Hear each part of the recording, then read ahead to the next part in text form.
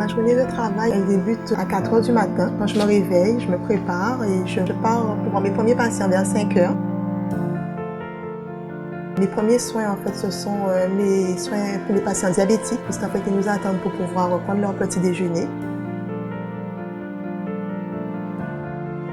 Ensuite, c'est vrai que je continue par rapport à mes nursing, des soins d'hygiène.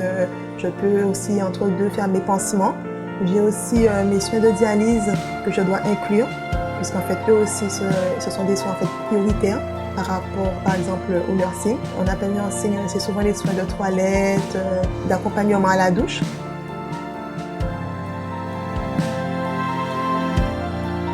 Allez, chérie. Bien dormi, tu dois dire comme ça, ouais. Ou j'en veux tout comme ça. Eh bien, nous deux. Ouais, avec nous deux. Oui, oui. Hein? D'accord. On va passer de moi. Tu vois, de moi comme ça. Bien. Hein? C'est une bonne infirmière. Ah. J'aime bien. C'est gentil. À propos dans tes mauvais. Non. Tu veux pas coucher? Yes. Après, tu as les salaires. On s'est déjà aperçu. Hier soir. Ouais. On s'est aperçu que quand les salaires, ça allait mieux pour toi. Parce que hier, regarde, tout là pas été cicatrisé. Et là, ça va. Bonne journée. Ok, bye bye. Pas oublier à y manger, hein? Non. D'accord, ok.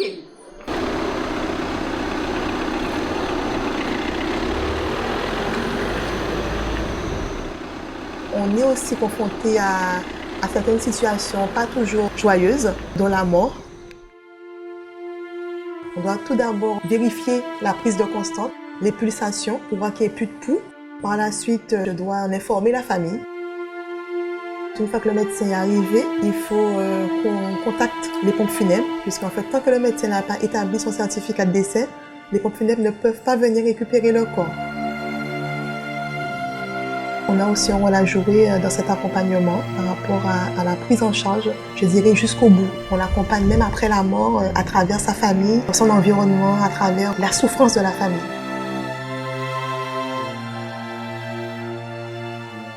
Il y a une situation, j'ai été confrontée avec une de mes patientes et qui m'a plus ou moins touchée. Il y en a eu plusieurs qui m'ont touchée. En particulier celle-là, je pense que je m'en souviendrai jusqu'à la fin de ma carrière en fait. Parce qu'en fait, une de mes patientes qui vit seule à son domicile, pourtant la famille n'est pas loin, mais ils ne sont pas présents. Elle était d'autant plus aveugle. Quand on arrivait, comme elle n'avait rien mangé encore, elle nous réclamait systématiquement quelque chose à manger. Et il y a même un jour où elle m'a dit « Pas ni rien pour manger ».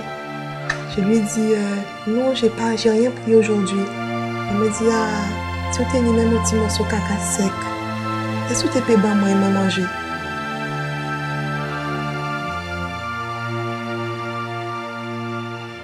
Et cette phrase m'a particulièrement touchée, ça m'avait bouleversée au point que depuis ce jour, systématiquement, j'ai quelque chose dans ma voiture. Et je lui ramenais tout le temps quelque chose. Elle aimait les mangues, en période de mangue. Je lui ramenais systématiquement une mangue. Je lui ramenais systématiquement de quoi manger en fait, en attendant que la personne qui venait pour le petit déjeuner arrive. Et elle me disait « Timon, on dirait qu'elle est bénie. On dirait qu'elle est bénie. » Parce que ça au café bon moi là, ça pas ni mot pour exprimer. Moi peux ça dire merci pour ça. Je suis infirmière depuis 12 ans. J'ai commencé ma carrière en clinique et par la suite, je me suis lancée en libéral. Ça fait 9 ans.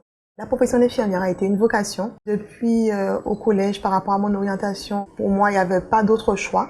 Je m'épanouis pleinement dans ma profession. Je suis très à l'aise par rapport à mes patients, par rapport à leur environnement, d'autant plus que le libéral, c'est particulier. Je dois m'adapter à l'environnement du patient et chose qui ne se fait pas forcément en structure.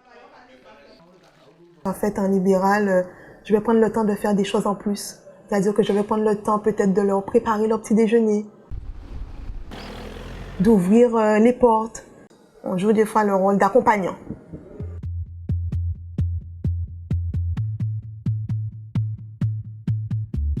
Il faut savoir qu'une infirmière libérale passe la majorité de son temps dans sa voiture. On est plus dans la voiture que chez soi. Et il nous faut de bonnes voitures puisque les routes ne sont pas forcément en bon état. Je considère que ma voiture, c'est mon outil de travail, puisqu'en fait, j'en ai besoin au quotidien. S'il fallait faire une comparaison, moi je considère ma voiture comme mes gants, comme ma seringue. J'en ai besoin de la même manière pour pouvoir exercer ma profession. Tu vas bien?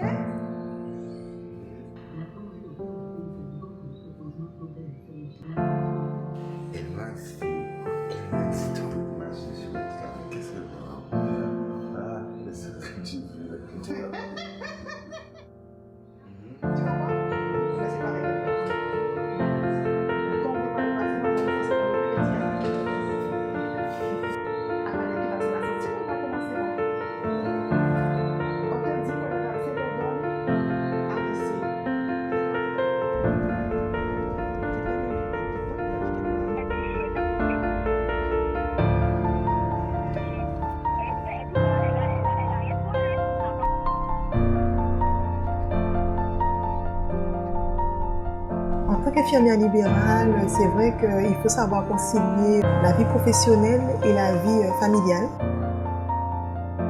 J'ai 2 enfants. Mon époux exerce la même profession que moi.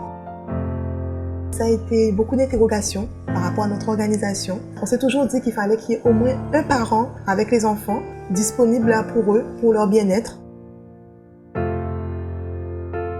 C'est un métier qui est prenant. On donne de sa personne avant tout. Des fois, on oublie même, je ne dirais pas qu'on oublie, on met entre parenthèses sa vie familiale au moment où on travaille. Et ma chérie, elle est gentille, la petite Anna.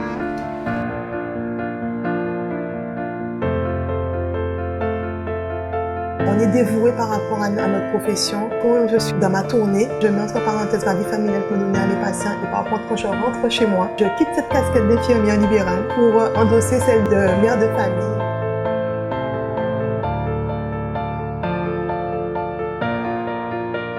Lutter contre la maladie, la misère, la solitude, Mélissa a fait le choix d'être au plus près des vulnérables. Cette professionnelle de santé sait tout faire, soigner les corps, mais aussi les maux de l'âme. Écouter, échanger, partager des moments de vie, voilà ce qui l'anime au quotidien. Une proximité qui lui permet d'exprimer son humanité.